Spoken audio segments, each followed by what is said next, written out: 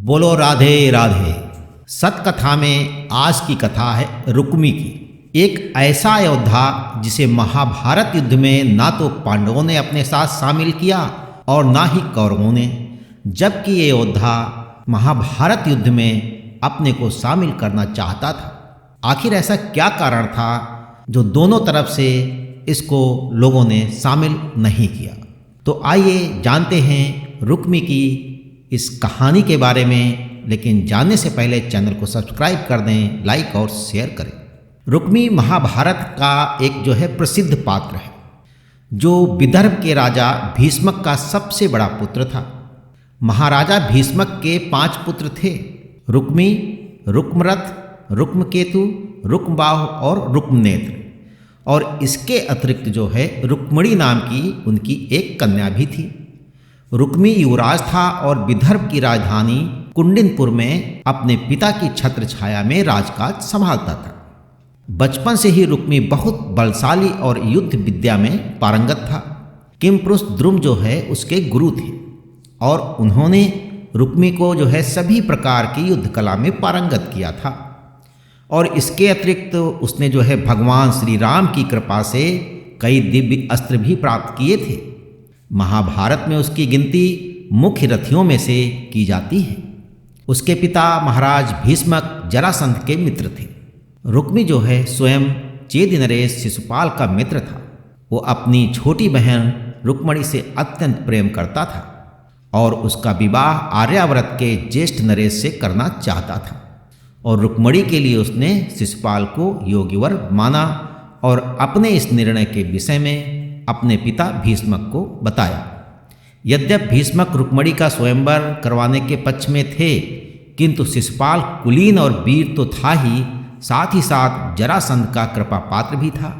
और इसी कारण भीष्मक को भी शिशुपाल के साथ रुक्मणी के विवाह में कोई अड़चन नहीं दिखाई दी। दूसरी ओर रुक्मणी ने मन ही मन में श्री कृष्ण को अपना पति मान लिया था। जब उसे पता चला कि उसके पिता और भाई रुक्मी ने शिशुपाल से उसका विवाह निश्चित करने का निर्णय लिया है, तो रुक्मणी ने अपने पिता और रुक्मी को श्री कृष्ण के बारे में बताया। रुक्मी कृष्ण को पसंद नहीं करता था। उसकी श्री कृष्ण से कोई व्यक्तिगत शत्रुता नहीं थी, किंतु आर्यावर्त में कृष्ण के बढ़ते प्रभाव से प्रसन्न नहीं था। और एक तो श्री कृष्ण के सामने वो अपना महत्व कम होते हुए नहीं देख सकता था, और दूसरे वो रुक्मणी का विवाह यादव कुल में नहीं करना चाहता था। इसलिए जब उसे रुक्मणी के निर्णय के बारे में पता चला तो उसने रुक्मणी पर कड़ा प्रतिबंध लगा दिया। हालांकि भीष्मक को रुक्मणी का विवाह श्री कृष्ण के साथ करने में कोई आपत्ति नहीं थी, किंतु अपने पुत्र के हठ के कारण उन्हें उसकी बात मान ली। और उधर रुक्मणी ने अपने एक दूत के हाथों एक पत्र श्री कृष्ण के पास भिजवाया। उस पत्र में उन्होंने श्री कृष्ण से सहायता मांगी। कृष्ण ने भी रुक्मणी के विषय में बहुत कुछ सुन रखा था और वैसी भी नियत ने तो उन दोनों का मिलन पूर्व निश्चित कर रखा था। और उन्हें पता था कि रुक्मी के रहते हुए रुक्मणी से विवाह तो नहीं कर सकते, और इसी कारण उन्होंने रुक्मणी के हरण का विचार कर लिया। ये सोचकर वे अकेले अपने सारथी दारुक के साथ विदर्भ की ओर चल पड़े। और उनके जाने के बाद जब बलराम को इसकी सूचना मिली तो वे बड़ा बिगड़े और तुरंत अपनी सेना लेकर कृष्ण के पीछे उनकी मदद को चल पड़े। कुछ समय पश्चात शिशुपाल अपने दल बल के साथ कुंडिनपुर पहुंच चुका था।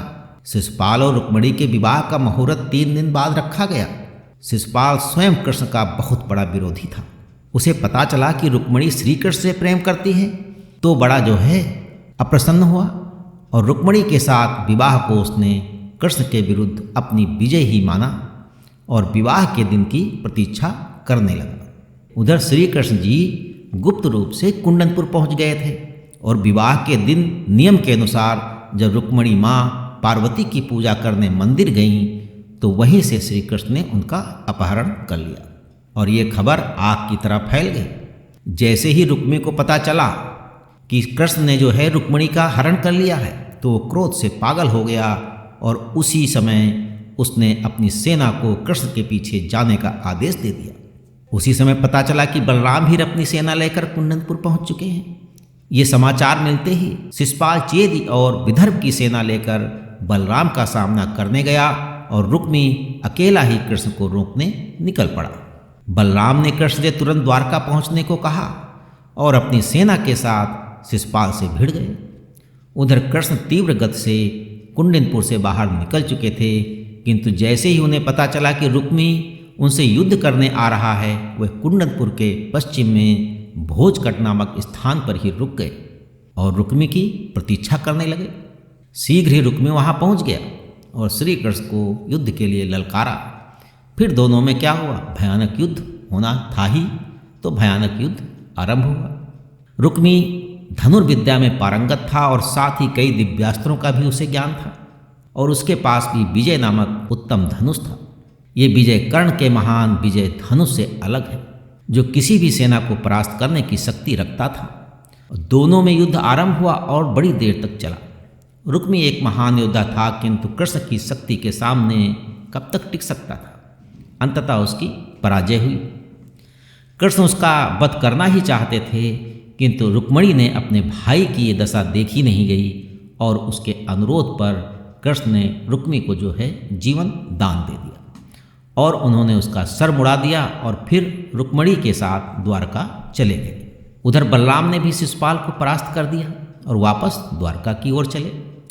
रुक्मी को जो है ये अपमान सहन नहीं हुआ और इससे वो इतना व्यथित हुआ कि वापस लौटकर कुंडिनपुर गया ही नहीं, उसने उसी भोजकट में अपनी राजधानी बनाई और वहीं से विदर्भ का राज संभालने लगा। और उस घटना के बाद उसका श्री कृष्ण के प्रति और बैर बढ़ गया। उस घटना के बाद वो कभी भी अपनी बहन रुक्मिणी को पहले की तरह नहीं अपना सका और ना ही कृष्ण के प्रति उसका बैर कम हुआ। हालांकि श्री कृष्ण और बलराम से रुक्मी बाद में न केवल मिला बल्कि उनसे अपने पारिवारिक संबंध भी दृढ़ किए। जब महाभारत और कौरवों में युद्ध की ठन गई तो रुक्मी को अपना पुरुषार्थ दिखाने का एक अवसर मिला। इससे पहले वो युद्ध में श्री कृष्ण ने मात खा चुका था और इसी कारण इस युद्ध में वो अपने बाहुबल से सारी कसर निकाल देना चाहता था। और इसी अति उत्साह में एक दिन जो है रुक्मी अपने दल बल के साथ पांडवों के शिविर पहुंचा। वहां श्री कृष्ण और पांडवों ने उसका स्वागत किया और उसके आने का कारण पूछा। तो रुक्मी ने कहा, हे धर्मराज, आप तो जानते ही हैं मैं वासुदेव का संबंधी हूँ और इसी नाते आपका और मेरा भी संबंध बनता है। यही कारण है कि इस महायुद्ध में मैंने आप लोगों की सहायता करने का निर्णय लिया है। मैंने सुना है कि शत्रु पक्ष की सेना आपकी सेना से अधिक है, किंतु आप तनिक भी चिंता मत कीजिए। मेरी एक अक्षौणी सेना आपकी सेवा में उपस्थित है। मैं महारथी हूँ और पितामह भीष्म, गुरु द्रोण, कर्ण, कृप, अश्वत्थामा और दुर्योधन को जीतने में भी सक्षम हूँ। इनमें से जिससे भी आपको सबसे अधिक भय हो आप उसे जो है मुझ पर छोड़ दें। और तो और अगर आप कहें तो अकेले ही पूरी कौरव सेना को जीतकर आपको आपका राज्य दिलवा सकता हूँ। रुक्मी को इस प्रकार दंभपूर्वक बोलते हुए देखकर कृष्ण ने हंसते हुए कहा, रुक्मी, आपके बल के विषय में तो मुझे पता ही है। आप निश्चय ही महान योद्धा हैं।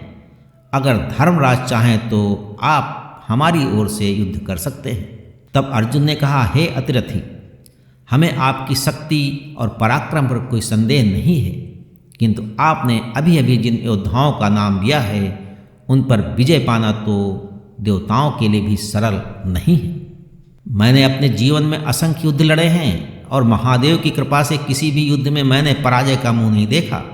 यहाँ तक कि श्री कृष्ण की सहायता से मैंने स्वयं देवराज इंद्र को भी युद्ध क्षेत्र में पीछे हटने को विवश कर दिया था। किंतु इतने पर भी मैं पूर्ण विश्वास से नहीं कह सकता कि मैं पितामह भीष्म और गुरु द्रोण को परास्त कर सकता हूँ। अतः आपका ये कहना कि आप ये युद्ध अकेले ही जीत सकते हैं मुझे हास्यास्पद लगता है। हमारी सेना छोटी भी हो तो भी विजय के लिए हमें आपकी सहायता की आवश्यकता नहीं है।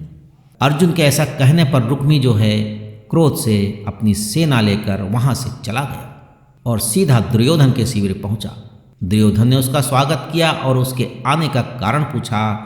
तब रुक्मी ने क्रोध से कहा, हे युवराज, मैं तो अपनी सेना लेकर पांडवों की सहायता करने को गया था, किंतु अर्जुन ने मेरा बड़ा अपमान किया है। इसलिए मैंने ये निर्णय लिया है कि अब मैं आपकी ओर से युद्ध करूंगा। आप मुझे जिसका भी वध करने को कहेंगे मैं उसे मृत्यु के घाट उतार दूंगा।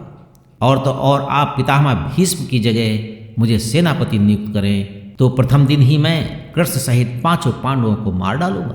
दुर्योधन जैसा भी था पर उसमें आत्मसम्मान कूट कूट कर भरा था। रुक्मी को इस प्रकार बोलते देखकर उसने कहा, रुक्मी जो 5 पांडव पितामह भीष्म की नेतृत्व वाली 11 अक्षौहिणी सेना के सामने भी न घबराए, आप उन्हें मृत्यु के घाट उतारने की बात कर रहे हैं। अगर मैं मान भी लूं कि आप ऐसा कर सकते हैं तो भी आपको पहले मेरी सहायता के लिए आना चाहिए था। आप हृदय से हमारा समर्थन नहीं करते, अपितु पांडवों द्वारा ठुकराने के कारण हमारी ओर से युद्ध करना चाहते हैं। और अगर पांडव केवल 6 अक्षौहिणी सेना होने के बाद भी आपके सहायता के बिना युद्ध कर सकते हैं तो मेरे पास तो फिर भी 11 अक्षौहिणी सेना है, अतः मुझे भी आपकी सहायता की कोई आवश्यकता नहीं है। इस प्रकार अपने घमंड के कारण रुक्मी न पांडवों और न ही कौरवों की ओर से जो है युद्ध कर सका। उस महायुद्ध में आर्यावर्त के केवल 2 ही योद्धा ऐसे थे जिन्होंने युद्ध में भाग नहीं लिया था। वे थे बलराम और दूसरे थे रुक्मी।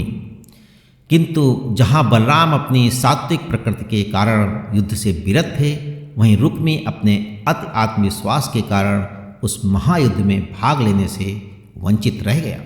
कृष्ण से पराजय के पश्चात उसने भोजकट को ही अपनी राजधानी बना लिया था और वहीं से विदर्भ का राजकाज संभालता था। बाद में उसने भीष्मक की सहमत से अपनी पुत्री रुक्मती का विवाह श्री कृष्ण के ज्येष्ठ पुत्र प्रद्युम्न से कर दिया। प्रद्युम्न की पहले से ही एक पत्नी थी जिसका नाम माया था। युद्ध के आरंभ में रुक्मी का जो मतभेद कृष्ण और पांडवों से हो गया था, उसे मिटाने के लिए उसने अपनी पौत्री रोचना का विवाह जो है प्रद्युम्न के पुत्र अनिरुद्ध से करने का निर्णय लिया और उसने इस प्रस्ताव को अपने पुत्र के द्वारा द्वारका भेजा, जिसे कृष्ण और बलराम ने सहर्ष स्वीकार कर लिया। अनिरुद्ध ने भी बाणासुर की पुत्री उषा से विवाह किया था, किंतु उसने भी इस संबंध को सहर्ष स्वीकार किया। रोचना को ब्याहने यादव की बारात भोज कर पहुंची। शुभ मुहूर्त देखकर रोचना और अनिरुद्ध का विवाह कर दिया गया और श्री कृष्ण विवाह के पश्चात वापस लौटना चाहते थे, किंतु रुक्मी ने उन्हें अनुरोध करके रोक लिया। जब उन्हें वहाँ रहते हुए कुछ समय हो गया तो एक दिन पुनः श्री कृष्ण ने वापस जाने की आज्ञा मांगी। इस बार रुक्मी ने उनकी इच्छा का सम्मान किया, किंतु एक दिन चौसर के खेल के लिए उन्हें रोक लिया। अगले दिन रात्रि में चौसर का आयोजन किया गया और उस चौसर में एक ओर रुक्मी अपने भाइयों के साथ बैठा तो दूसरी ओर कृष्ण और बलराम अपने बंधु बांधवों के साथ उपस्थित थे। खेल आरंभ हुआ। दोनों पक्ष बढ़ चढ़कर दांव लगाने लगे। इस प्रकार खेलते खेलते बहुत समय बीत गया और उस खेल में दैवयोग से यादवों की बार बार हार हो रही थी। कृष्ण को जो है वो खेल को जचा नहीं और उन्होंने उस खेल को बंद करवाने का प्रयास किया, किंतु दोनों पक्ष के लोग इतने आनंद ले रहे थे कि उन्होंने कृष्ण की बात नहीं सुनी। ये देखकर श्री कृष्ण खिन्न होकर सभा से चले गए। उधर बलराम और रुक्मी बार बार दांव लगा रहे थे और संयोग से रुक्मी हर बार जो है विजयी हो रहा था। ऐसे करते हुए बलराम ने 99 बार जो है दांव लगाया और सारे दांव वो हार गए। उनके पास जितना भी धन था उसमें से 1 लाख स्वर्ण मुद्राएं छोड़कर वह सब हार गए और अंत में उन्होंने अंतिम 100वां दांव लगाने का निश्चय किया और अपने पास पड़ी आखिरी 1 लाख स्वर्ण मुद्राओं को दांव पर लगा दिया। इस बार भाग्य से वो विजयी हुई। जब रुक्मी ने जीता हुआ धन वापस जाता हुआ देखा तो वो छल पर उतर आया। वो बार बार बलराम जी के पासों से आए 6 अंकों को 4 बताने लगा और कहने लगा, आपने दांव जीता ही नहीं। लंबे समय से बार बार दांव हारने के कारण बलराम पहले ही क्रोध में थे। अब रुक्मी को इस प्रकार खुले रूप से छल करते हुए देख उनका क्रोध और बढ़ गया। उन्होंने रुक्मी को कई बार समझाने का प्रयत्न भी किया कि वे विजयी हुए हैं, किंतु रुक्मी बार बार उन्हें ही छली बोलने लगा। बात को बिगड़ते हुए कई यादव वीर श्री कृष्ण को बुलाने दौड़े, किंतु जब तक कृष्ण वहाँ आ पाते बलराम का क्रोध अपनी सीमा को लांघ गया था। रुक्मी का खुला छल और उन पर बार बार झूठा लांछन लगाना उनसे बिल्कुल सहन नहीं हुआ। ऐसे में जब रुक्मी ने फिर से उन्हें छली बोला तो क्रोध में आकर बलराम ने उन्हें वहीं मदिरा के बड़े पात्र से रुक्मी को इतना जोर से मारा कि उसकी तत्काल वहीं मृत्यु हो गई। जब कृष्ण वहाँ पहुँचे तो रुक्मी को मरा देखकर बड़े दुखी हुए। बलराम का क्रोध भी तत्काल उतरा और उन्हें भी अपने किए पर बहुत पछतावा हुआ, किंतु अब हो भी क्या सकता था।